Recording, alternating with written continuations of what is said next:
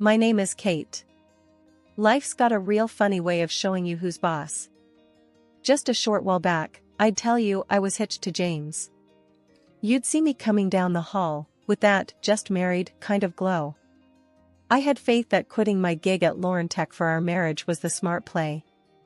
Love trumps a paycheck, right? Lauren Tech was this quirky joint. God knows, they had more rules than a prison. One of them serious deal-breakers was about family. James put a ring on it and, boom, we're suddenly in the hot seat. Bossman Joe pulls us in, hands us the ultimatum like we're on some second-rate game show. One of you's gotta roll out, he said, face as serious as a heart attack. We had a back and forth that night that would have made for prime reality TV drama. I guess love made me a little stupid. I blinked first and tendered my papers the next day. Threw in the towel on my up-and-coming tech career to play house. If I knew then what I know now, well, ain't that just life's tagline? Flash to today, and here I am sweeping up cereal because Mr. Promotion on the horizon can't find it in his heart to aim for the bowl. Jim, your mother teach you that? I called out to the other room, my voice getting lost somewhere in the drywall. What's that? He shot back, voice all tight, like my question was a personal attack. Never mind, I muttered, letting it drop. Not worth the hassle. Used to be we could rib each other. Now every word's like stepping on a landmine. Lovely, huh? 2 hours later, he's on the couch, all zoned out in front of the TV, and I'm assessing the remains of what used to be us. We gonna talk or you planning on marrying the couch? I said. James didn't even bother looking my way. About what? I counted to 10 in my head. I dunno, how about us? Where this train wreck's heading? He shrugged. Thought we were good. We stewed in that silence for a while, the TV chattering away to itself. Then it hit me, the realization I'd been living in a glass house someone else threw a rock at. Everything we built, up in smoke, and neither of us knew how to stop the burn. It's funny, ain't it? How fast a life can turn on its head.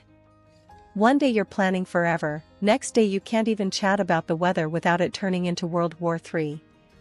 I stood there a while longer, looking at the man on the couch. He was as familiar as a stranger on a bus. The transition from indifference to cruelty was subtle, but I felt it. It was in the cooling air of the disbanded summer and the sting of a slight wind. Things started changing, like the weather. In the kitchen, I stood there thinking about how things used to be smooth and easy. But now? It felt like walking on ice, unsure if you'll stand or fall. I knew the kind of steak James liked, rare and yet not too bloody, salted and peppered with precision. I had it down to an art, but that day, the oven betrayed me, or maybe it was the other way around. James walked in from the living room, the sound of his heavy footsteps warning me of the mood he was in before he even entered. A second later, there he was, filling the doorway, his eyes taking in the spread as if he was about to pounce on it and tear it apart with his hands rather than sit down to eat like a civilized person. What's this? He pointed at the plate. Your job too tough for you now? His voice was like gravel, rough and scraping. I knew to tread carefully. It's just a bit cooler than usual, James. The steak, I mean, it's not. Not what? He cut me off, glaring. I bit my lip, not saying what was on my mind, because voicing it out loud would only make it worse. Look, Kate, he said, his voice lowering, like that of a predator hiding in the shadows. When I say I want my steak hot, I mean I want to feel the animal's soul leaving the body when I cut into it. This, he tapped the steak with the back of the fork, and it sounded like a judge's gavel. This is dead twice over. He didn't yell, but his voice had a sharpness to it that made my skin crawl. It was almost clinical, detached yet loaded with a venom that was reserved just for me. No loud scene, no drama for the outside world, just the cold, hard words that cut through me. I stayed silent, knowing anything I said would just fan the flames. He pushed the plate away, and his downcast eyes met mine, full of something icy. Son of a, you know what, forget it. He turned his back on me and the food. I'm not eating this crap. He grabbed his keys from the bowl by the door, his movements jerky. Fix your mistakes, Kate. Or next time it'll be more than just dinner in the trash. The door slammed, a period mark to the tail end of the happiness we used to have. I was left there, staring at the closed door, the click of the latch loud in the quiet of the apartment. As his footsteps faded, I let out the breath I was holding. The steak. It just laid there, looking as forlorn as I felt. The trash can was the next thing I'd have to face, a cold reminder of my mistake. Throwing it away felt like I was tossing a part of myself with it, my effort, my care, my desire to make things work. But none of it seemed to matter. Perfect, they called us. His parents, our friends, they all admired the facade we put up. But behind closed doors, the story was different. Demands grew as my self-esteem plunged. James' favorite pastime became scrutinizing every corner of the house, every dish I prepared. I had no job, no income, just him and his approval, which became scarcer with each passing day. And on the nights his parents witnessed an act slightly less convincing than usual, the sofa was my cold reminder of failing to play the doting wife. Tonight was no different. The dinner table was set for two plus his ever-judging eyes. What's this? James's voice was flat, pointing at the steamed broccoli. Dinner, I replied, keeping my voice even. Broccoli again? Don't you know anything else? He scoffed, pushing the plate away. I bit back a sharper reply, knowing it wouldn't help. I'll make something else if you're not happy with it. That'd be a first, he muttered. The retort stung, fueling a silent anger inside me. I turned back to the kitchen, feeling his gaze on my every move. Where are you going? He barked. I said I'd make you something else, didn't I? My voice carried a hint of defiance I didn't know I had left. James stood up, his chair scraping loudly against the floor. Sit down. Let's not pretend like you've got other things to do. Your world revolves around me, remember? His words were a leash, pulling me back. Yeah, I remember. I heard him sit back down. No, sorry, no, thank you. Just a heavy silence that settled over us like dust. As the night dragged on, so did his critique. This house is a mess, he announced, seemingly out of nowhere. I followed his gaze. The books on the coffee table weren't perfectly aligned, a pillow was slightly askew, life happened in our house. But not the life he wanted. Clean it up. I wanted to scream. To tell him a house lived in would never meet his pristine standards. Instead, I fixed the pillow, straightened the books, and swallowed the lump in my throat. The place could use some work, I muttered under my breath. What was that? His voice had a sharp edge. Nothing, I said quickly, louder now. Just talking to myself. He eyed me with suspicion, but said nothing more. In bed, I lay awake, staring at the darkness. The chasm between us was filled with unspoken thoughts and stifled dreams. I thought of all the words I wanted to say, the accusations, the hurt, anger, and all the wishes for a life that felt like it was slowly slipping away from my grasp. I was tethered, bound by invisible chains of dependency and fear. Perfect, they said. But perfect was just a word, and words were the cheapest currency in the economy of our sham of a marriage. So there I was, just a regular day heading back from the store, arms loaded with groceries. Never did it cross my mind that a bit of ice on the sidewalk would land me square on my rear, but life's got a twisted sense of humor, doesn't it? Down I went with a nasty slip, and the pain shot right through my leg like nothing I've felt before. I tried to get up, but no dice. My leg was having none of it, throbbing like mad. That's when a couple of folks came rushing over. You all right? They asked. Must have seen the whole clumsy show. Trying to keep my cool, I just nodded. I think I busted my leg.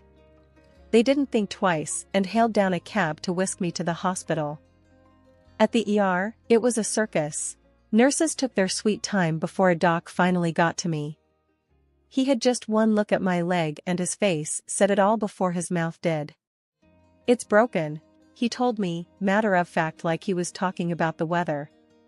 I grimaced, not at the news, but at the thought of facing James with this. While waiting for the docs to do their thing, I figured I should let my husband know, but the dude didn't pick up his phone. Sent him a text, broke my leg, at the hospital, short and sweet, but not even a peep back from him. Turns out, I was stuck there till morning, and the hospital was no hotel, that's for sure. All I got was cold coffee and a nurse who seemed like she'd rather be anywhere else.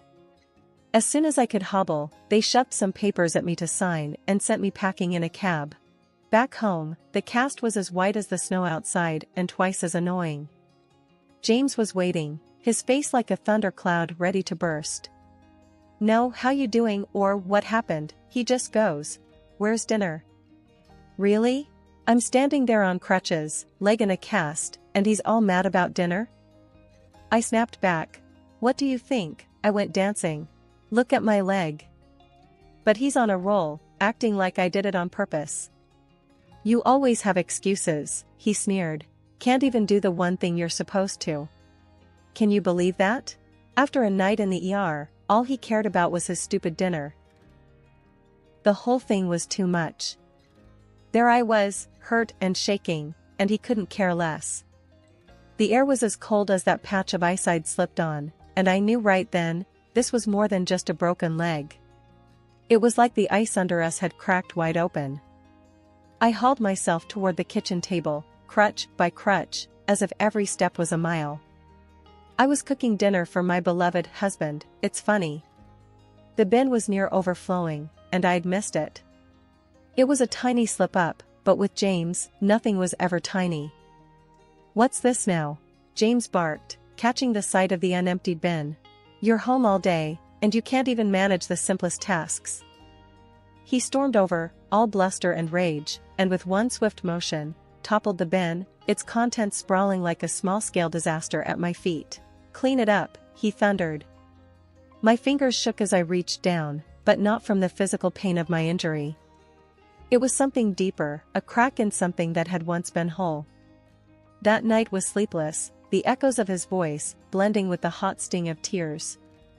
Morning came with no comfort, just the light revealing the mess of last night. I sat at the kitchen table, papers in front of me, the sound of coffee dripping in the background. James stumbled in, the stink of beer still on him from last night. "Morning," he growled, his voice like gravel. "What's for breakfast?" I pushed the papers toward him. "I've got your breakfast right here." He squinted down at the divorce papers, unreadable for a moment. Then he looked up, a sly, mocking smile spreading across his face. "You serious?" "As a heart attack," I said. Though inside, my heart was racing, like it could bust out of my chest. He threw his head back and laughed, rough and loud. "You ain't got the guts." I clenched my jaw. My voice came out low and steadfast. "Already did it. Just need your sign off." He leaned down, face inches from mine. "You think you can survive without me? You're a broken bird, can't even take out the trash." "I'm done talking, James," I said, meeting his stare. "Sign the papers, or I'll have the law make you sign." He scoffed, grabbed the pen with a squeezed grip, and scrawled his name, each stroke heavy and deliberate. He threw the pen down like it was on fire. "Good luck, darling," he sneered. "You'll be crawling back, before the month's up." But I wouldn't. I couldn't. This was my line in the sand, the overflowing bin that couldn't take more trash, more lies. Despite everything, I smiled, because that paper felt like the first step on crutches toward a different life. "Crawling's not my style," I said quietly. When I opened my eyes the next morning, everything was too quiet. Too calm. It was weird waking up to silence when inside, I felt like everything was about to blow. That's when he told me. Over a cup of coffee, he said we had to get the property split locked down. And, oh boy, he already had a lawyer in mind. Some hotshot in the city, near Lauren Tech. "You coming with me?" he said, not asking. "We'll get this done today." I really didn't have much of a say with my leg all broken and useless, so I just nodded. He helped me into the car, propped up my cast, and off we went. Everything was fine, normal even, until it wasn't. We were zipping down the highway, the city in the distance, like a bunch of toy buildings. Then he pulled over, sudden-like. Said the wheel needed air. "I'll check it out," he mumbled. The next thing I know, he told me to get out of the car. "Just want to make sure we are safe." His tone was off, and not in a good way. But I got out, leaning on the car for support and feeling every bit as fragile as my plastered leg. He fiddled around by the tires for a minute, and then, without any kind of warning, hopped back in and hit the gas. I mean, he took off so fast I barely had time to shout.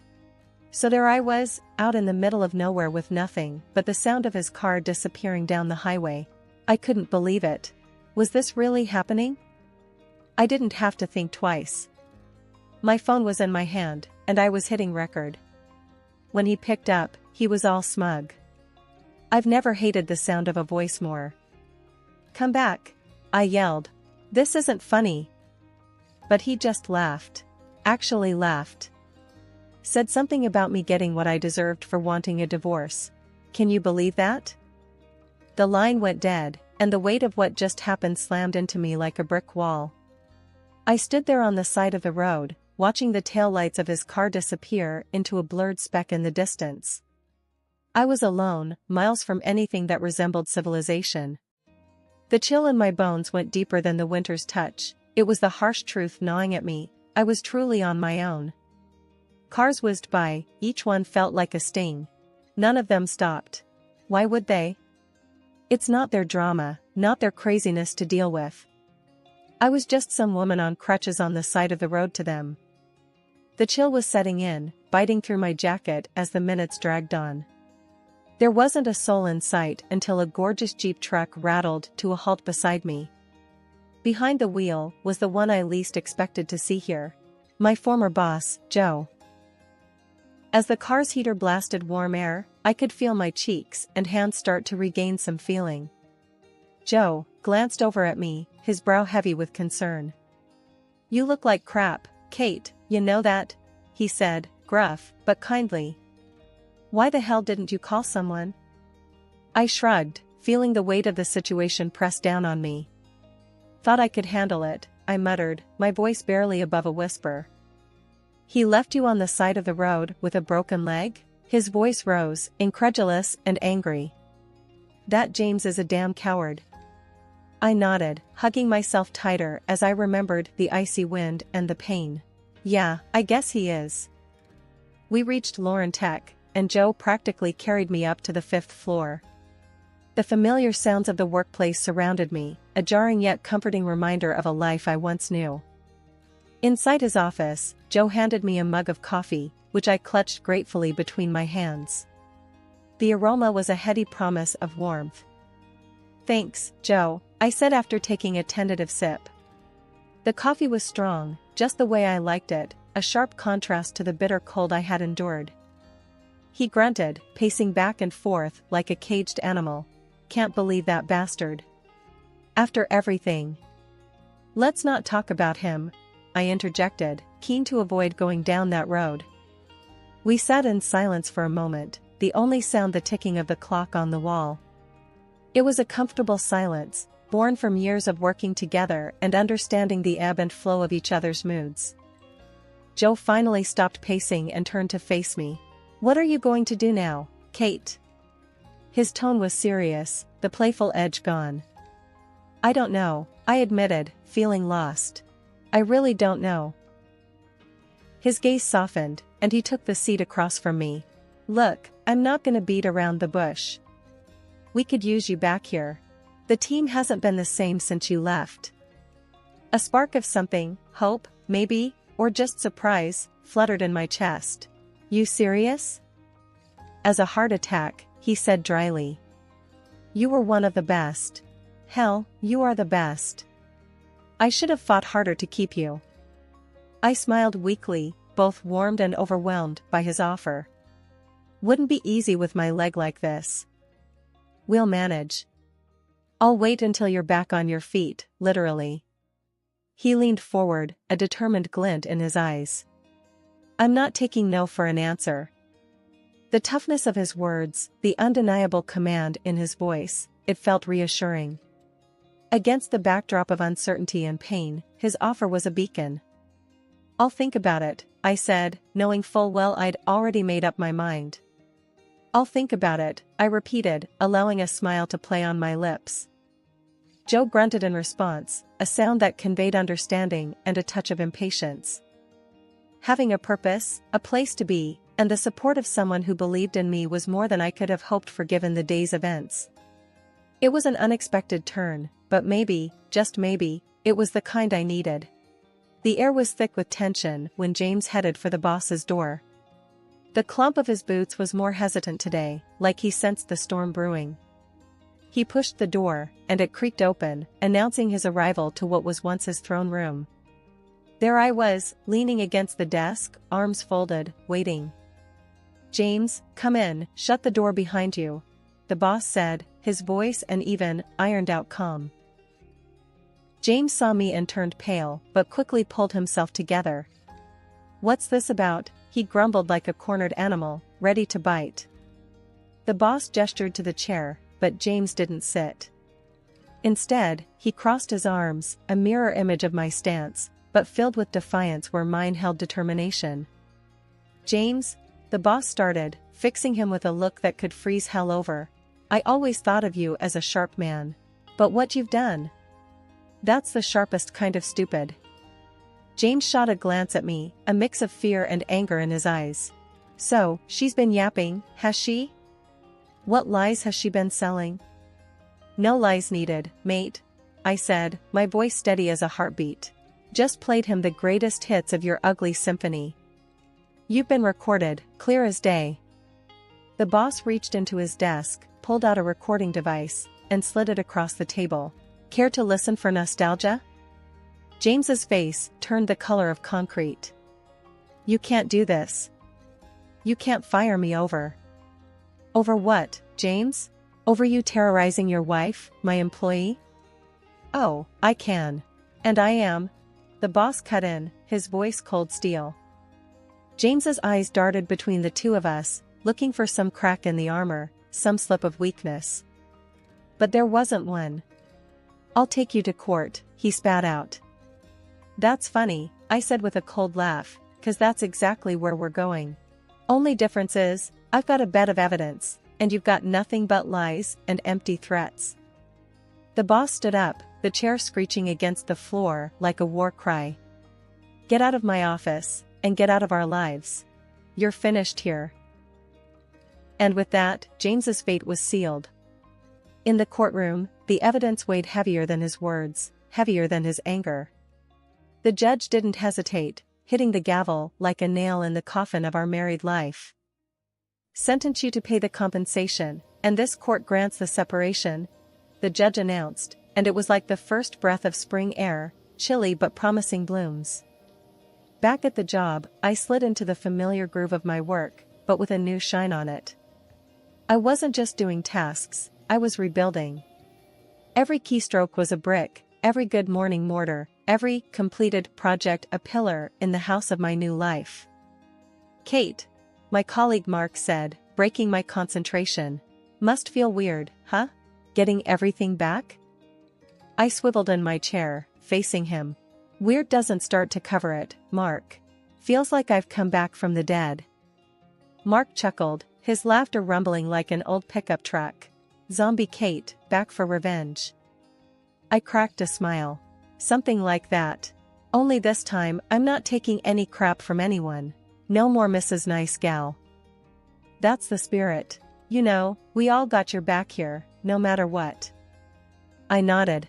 The warmth in the office was more than the heating. It was the camaraderie, a shared fortress against any storm that might come.